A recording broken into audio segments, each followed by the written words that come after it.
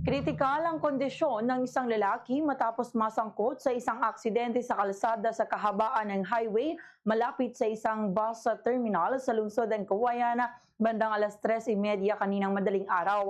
Batay sa paunang investigasyon ng mga otoridad, lumalabas na posibleng nagkaroon ng karerahan ng driver ng isang motorsiklo at ilang kasama subalit aksidente umano nitong nasagi ang isang tricycle na tinangka nitong i-overtake.